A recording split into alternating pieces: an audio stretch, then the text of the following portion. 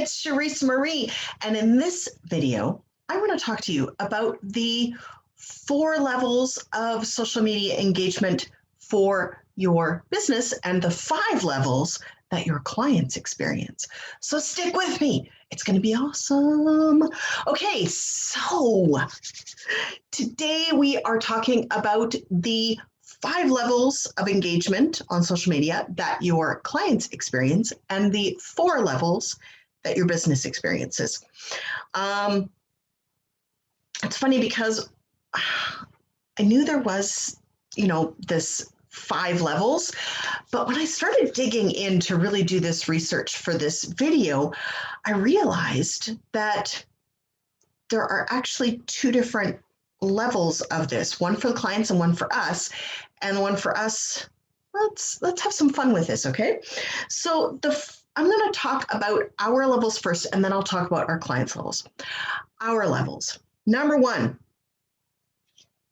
is the level where you are sharing the same messaging everywhere on every platform with the same picture, and that's your message. You're not targeting it in any way. You are not tailoring the message for the various platforms. You are not doing any keyword research on it. You're just kind of blasting it, spamming it almost out into the universe. The problem with this method is it's not very clear. It's not really engaging with anyone. And you tend not to have much of an audience when you're not clear on what their benefit is for following you or clicking or doing whatever. And when you're not engaging, when they can tell you just phoned it in, they're not going to follow you. They're not going to like you. They're not going to be interested in what you have to say.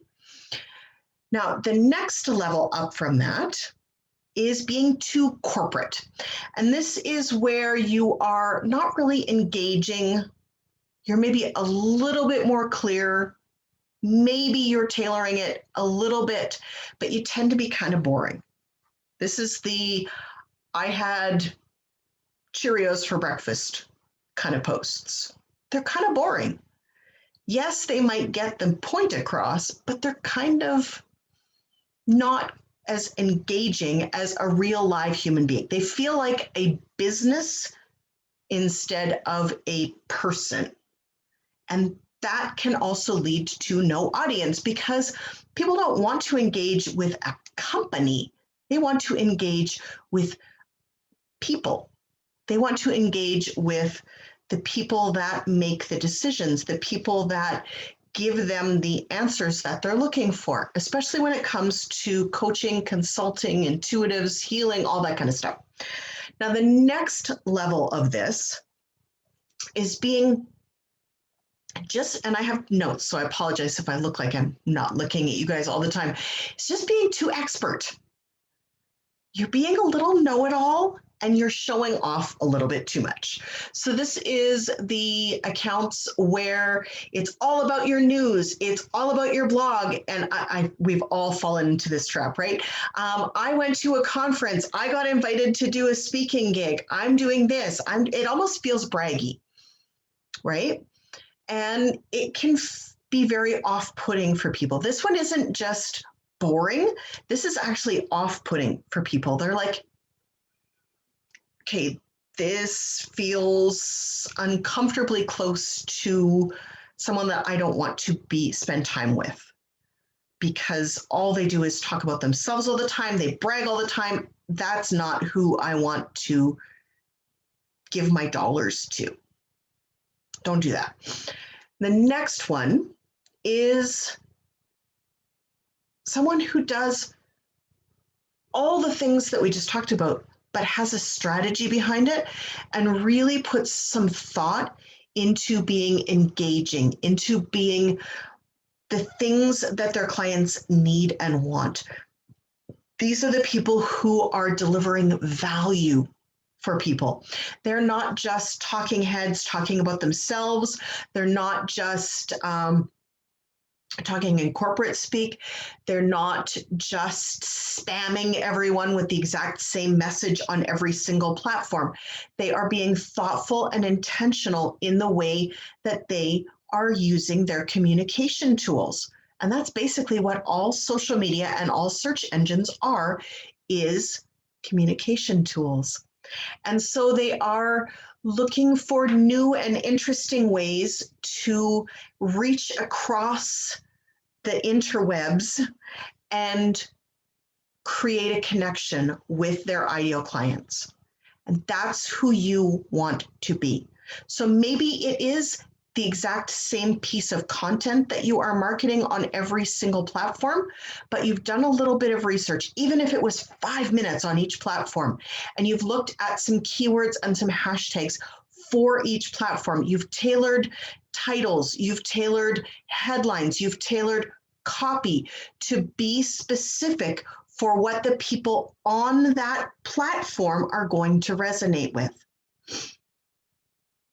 When you do that, you create an engaged brand, an engaged following of raving fans. They're brand ambassadors at that point. So speaking of that, now that we've got where we are on the social media sharing platform, let's talk about the 5 different kinds of engaged followers that you can have. Number 1 is the observer. They are just simply watching quietly if it happens to come across their path. They're not seeking you out. They're not doing anything special. They're just like, oh, that's interesting. And then they move on. Maybe they're even, oh, that's very interesting, but they're moving on. Then there comes to the people who are following you. And now they're a little more interested than those observers, but they haven't quite become convinced that you actually have the solution to their problem yet.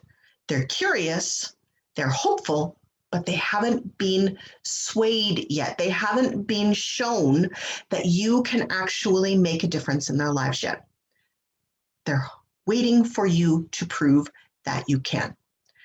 As you prove that you can and you become that expert and that strategic answer that they're looking for, they become engaged fans. So then they are maybe liking and commenting. They're interested and they are showing that interest. They are engaging with your content. Yay, they've moved up the ladder from observing to following, now to engaging. And then the last 2 are basically the same thing, endorsing and contributing. And those are where they are your brand ambassadors. They are in love with your offerings and they have seen amazing results and they can't wait to share it with the entire world. They're so excited for everything that you do that they're waiting with bated breath for you to release your next thing. Wouldn't it be nice to have your entire business model be built around those people? Because those are the people who are going to move the needle in your business faster than you can by yourself. Because if you're spitting into the wind, okay, it's going to grow gross for a second. If you're spitting into the wind, it's going to smear back all over your face. It's not going to go sprayed out, okay? But if you're spitting with the wind, it goes everywhere. And that is why when you are sharing randomly, or you are too corporate-y, or you're feeling too expert, that's like spitting into the wind. You're getting it all over yourself, but you're not sharing it with the world. And not that you want to, especially in COVID times, not that you actually want to share your spit with the world, but you want to share your gifts with the world. Okay. So maybe you're shooting confetti into the wind and it's catching on you instead of going out to help. Okay, let's go with confetti instead. It's a little less gross of a metaphor. So you're shooting that confetti out and it's going out into the world and not hitting you, because you're shooting it with the wind. You have the wind at your back. That is what your brand ambassadors are. Now, how do you find those people? Strategy.